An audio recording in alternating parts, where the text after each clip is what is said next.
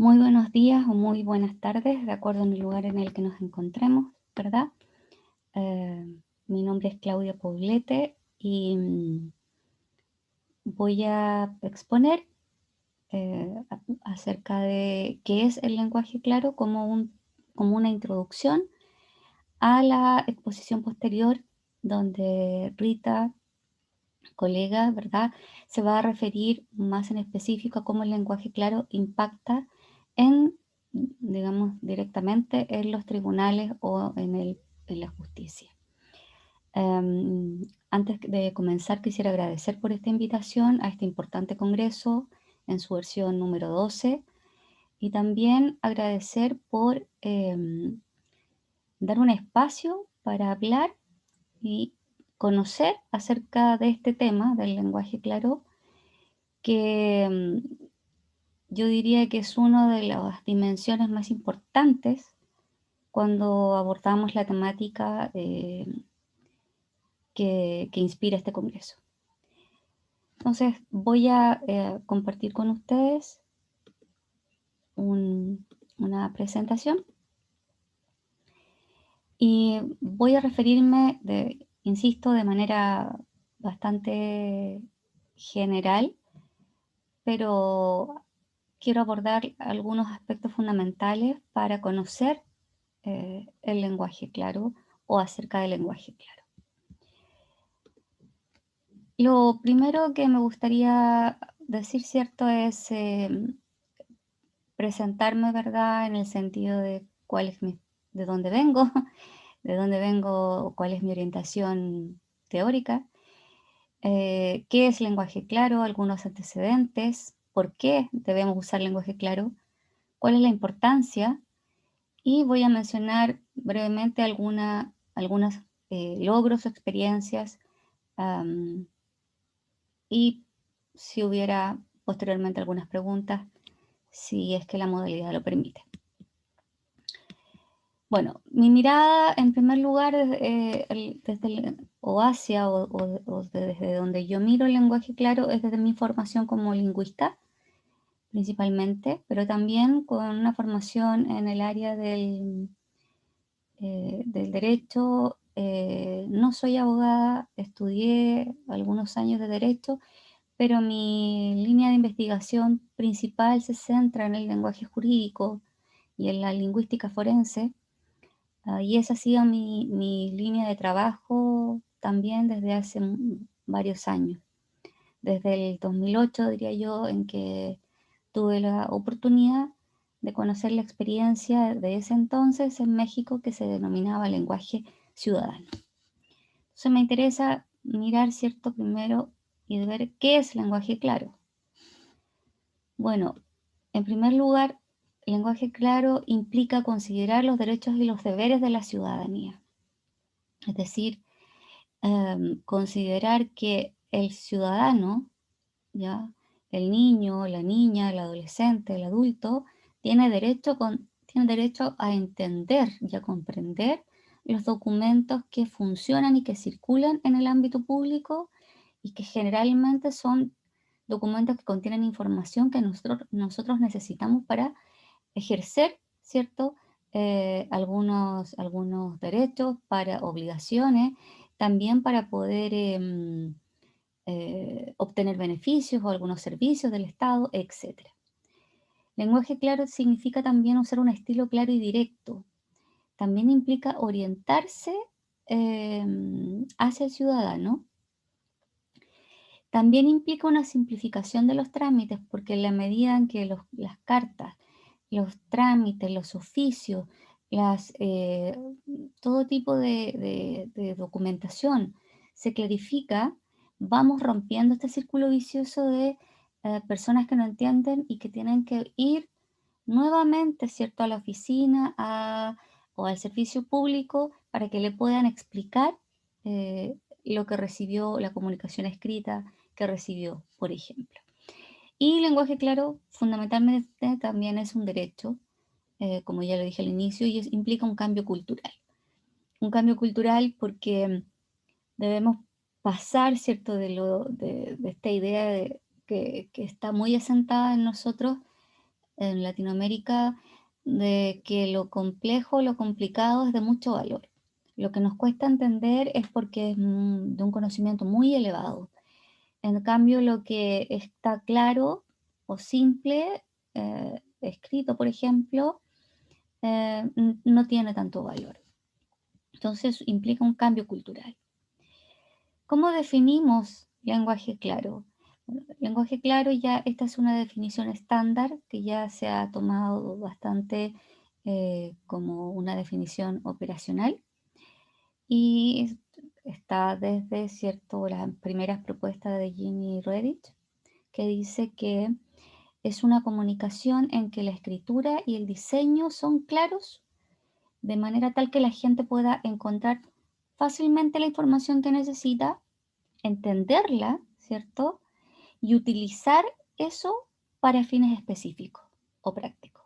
Es decir, si se trata de un documento, por ejemplo, la persona encuentra con una sola lectura la información que necesita, por ejemplo, requisitos para postular a un subsidio, lo comprende, ¿verdad?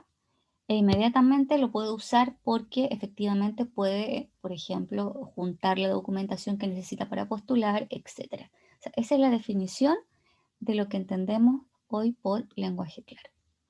Un documento en lenguaje claro entonces usa un lenguaje, un léxico, ¿verdad? Apropiado al lector y al documento, es decir, al objetivo, al propósito que tiene ese documento. Principalmente yo me quedaría con la idea de que es un texto que se adecúa a la audiencia a la que está dirigida.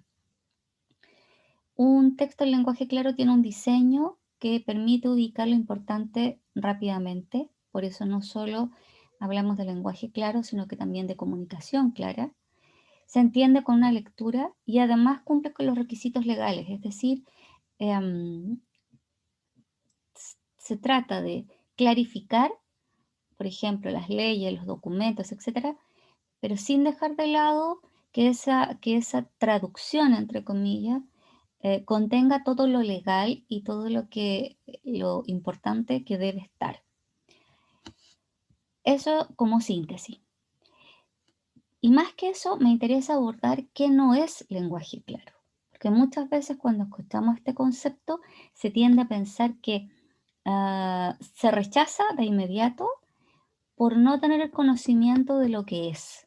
Por eso me gusta siempre mencionar lo que no es.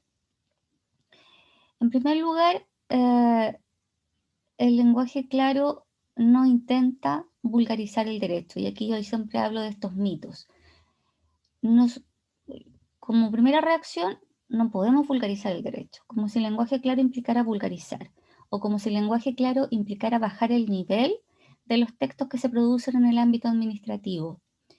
El lenguaje claro no está destinado a hacer una traducción de un documento para una persona que no tiene escolaridad, por ejemplo, sino que muchas veces para personas como yo, como ustedes, que tenemos una formación incluso em, eh, universitaria, pero que cuando nos llega un documento, ¿verdad?, que proviene del ámbito público, además de asustarnos, ¿cierto? No lo entendemos. También existe este mito de que el abogado tiene que ser el traductor de los documentos, por tanto los documentos no pueden ser claros porque debe haber siempre un abogado presente. Pero no nos olvidemos que hay algunas instancias hoy en día en que las personas asisten sin abogado. Por tanto, esto también es cuestionable. Pensar que el lenguaje claro quiere eliminar todos los latinismos o todo, eso también es un mito porque efectivamente hay algunos latinismos que se pueden reemplazar, pero hay otros del ámbito jurídico que son indispensables, que no tienen una traducción o no tienen un sinónimo, un equivalente y por tanto se tienen que usar. Ahora, la propuesta del lenguaje claro es que si lo tiene que usar, lo reformule en el sentido de definirlo, explicarlo. También es un mito pensar que el léxico o las palabras son la principal dificultad de la redacción jurídico-administrativa. No tenemos mucho tiempo para abordar esto, pero en realidad la principal dificultad desde mi punto de vista y de otros autores, ¿verdad? Es que la dificultad de la comprensión o del entendimiento del texto jurídico pasa por la forma de redactar, ¿ya? Por la sintaxis, por, su- por la forma imbricada de redactar. Como yo siempre digo, esto un estilo de cajitas chinas, esto que hay una dentro de otra, dentro de otra. Esa estructura es la que dificulta la comprensión. ¿Por qué debemos usar lenguaje claro? Bueno, primero para facilitar el entendimiento y la comprensión. Segundo, y esto es muy importante, para incrementar la confianza de los ciudadanos en las instituciones. Hay algunos estudios en Suecia, ¿verdad?, que señalan que cuando las personas no entienden la información o la comunicación que les entrega una institución, pierden la confianza. Es lo que le pasa a uno cuando va a hacer un documento o hacer un trámite, como decimos en Chile, a algún servicio público y no entiende, uno inmediatamente piensa, me están perjudicando y pierdo la confianza. Entonces, el lenguaje, que las personas comprendan el lenguaje y comprendan los documentos de las instituciones públicas, tiene una relación directa con aumentar la confianza en esa institución. También implica modificar las prácticas comunicativas, es decir, cuántas veces los servicios públicos crean sus documentos o elaboran sus documentos pensando en el usuario. Y mejorar también la comunicación e incrementar la efectividad. Es decir, si yo logro que un documento sea claro, puedo, y que sea claro con una lectura, imaginemos la cadena que implica de, por ejemplo, funcionarios que no tendrían que dedicarse a atender público o a responder llamados porque la gente no entiende el documento original, o pensemos en estas cadenas que se arman cuando la ley no es clara, por lo tanto hay que modificarla y luego hacer un reglamento, y como el reglamento tampoco funciona, no se entiende, se tiene que hacer un oficio, etcétera, etcétera, etcétera. ¿Para qué? ¿Para qué usar lenguaje claro? ¿O para qué nos sirve? Bueno, para tomar decisiones en el trabajo, para comparar riesgos y beneficios cuando yo, por ejemplo, quiero abrir una cuenta en un banco. También puedo utilizar lenguaje claro en el ámbito de la salud, ¿verdad? Para comprender mejor qué me está pasando, cómo tomar los medicamentos, para completar un formulario para pedir un préstamo, un servicio, una subvención, etcétera, etcétera. ¿Por qué también tenemos que usar lenguaje claro? Porque en general tenemos en algunos países, por lo menos en Chile, una ley de transparencia que no solo implica tener que mostrar los datos, sino que esos datos tienen que ser entendidos por los ciudadanos. También porque en general existe en todo tipo de encuestas de satisfacción de usuario una evaluación negativa de los ciudadanos hacia las instituciones. Además, muchas veces al hacer una evaluación de los procesos internos de una institución, las mismas instituciones se dan cuenta de que hay algo que no se está haciendo bien y tiene que ver con el lenguaje. Por las quejas ciudadanas en términos de que es difícil entender el lenguaje jurídico, es difícil entender cómo los mensajes que nos entrega la administración pública, etcétera, por la cantidad de consultas que hay acerca de los documentos. Es decir, las instituciones deben destinar personal exclusivamente para responder preguntas acerca de por ejemplo, una carta que se envió y que no se entendió. Y porque en general existe un sentimiento de disconformidad tanto de fuera como de dentro de las instituciones en torno a la manera de comunicarse con las personas, con el ciudadano común. Porque es importante, como síntesis, ¿verdad? Por transparencia, es decir, yo soy claro con la audiencia, soy claro con la información, por lo tanto, soy transparente porque disminuye los costos, ¿verdad?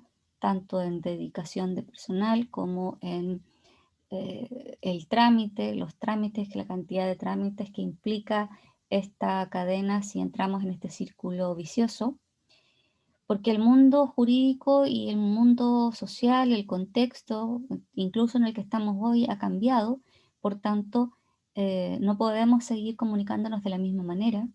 También por un tema de democracia, yo exijo, ¿cierto?, participar, pero para participar tengo que participar en igualdad de condiciones, es decir, debo entender también de la misma manera la información.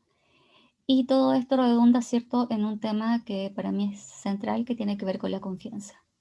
Las instituciones que desean tener mayor confianza tienen que revisar sus prácticas comunicativas con sus usuarios. ¿Qué buenas prácticas me gustaría comentar brevemente? Por ejemplo, en Chile el Poder Judicial elaboró un glosario hace ya unos 5 años de términos legales, es decir, un glosario que comenzó con un grupo de palabras que pertenecían al ámbito de familia y al ámbito penal y que se distribuyó en todos los tribunales del país de esta área y que tenía los términos legales pero definidas de una manera más clara. Esta, este glosario y también teníamos las frases típicas o formulismos, ¿verdad?, del lenguaje jurídico. Este glosario ya está, creo que en su cuarta o quinta edición, y es una muestra de cómo podemos trabajar, ¿cierto?, en hacer más accesible también la justicia a través del lenguaje. Y acá voy a hacer una distinción también, porque muchas veces se confunde lo que es lenguaje claro con lo que es lectura fácil. El lenguaje claro es la traducción, ¿cierto? O la reformulación, prefiero usar, de un documento en términos de claridad para que pueda ser comprendido o entendido por una gran cantidad de usuarios que tienen una formación, que no son, que están alfabetizados, ¿verdad? Que incluso tienen formación superior, pero que la forma en que está redactado, insisto, no permite su comprensión. En cambio, la otra línea que existe también de investigación y que está muy desarrollada en España se denomina lectura fácil. Y la lectura fácil utiliza otros mecanismos y otras herramientas para hacer accesible un contenido, ¿verdad? Un contenido, un mensaje a públicos específicos, ¿verdad? Con, por ejemplo, necesidades especiales, etcétera. Entonces, a veces se tiende a confundir, pero son líneas de trabajo distintas, aunque tienen un fin, digamos, similar. Y otra buena práctica que es parte en Chile, ¿verdad? Pero que se ha ya replicado tanto en Argentina como en Colombia, es trabajar en red y es la formación de redes de lenguaje claro. En Chile tenemos la red de lenguaje claro Chile, que ustedes pueden entrar, tiene una página web donde existe una serie de materiales que ustedes pueden utilizar, pueden descargar, y esta red está formada por, yo diría, las instituciones más importantes de nuestro país, encabezada por la universidad a la que yo represento, Católica de Valparaíso, el Poder Judicial, la Cámara de Diputados, el Consejo para la Transparencia, la Contraloría General de la República, Ley Fácil de la Biblioteca del Congreso Nacional y la Secretaría General de la Presidencia. Desde el 2017 que se formó, luego se replicó la experiencia en Argentina, vigente también hasta hoy, y también en Colombia, luego que también funciona hasta el día de hoy. Esas son, eh, eso es brevemente lo que yo les quería presentar.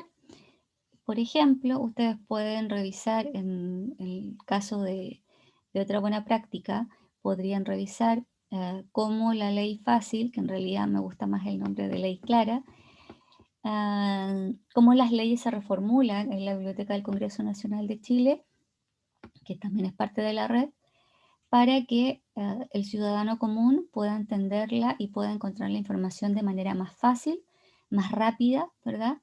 Y la pueda aplicar. Muchas gracias por el espacio, espero no haberme excedido en el tiempo, hay mucho más que podría abordar, pero agradezco los minutos para poder plantear este tema que me parece fundamental en un congreso como este. Que estén muy bien y un abrazo para todos.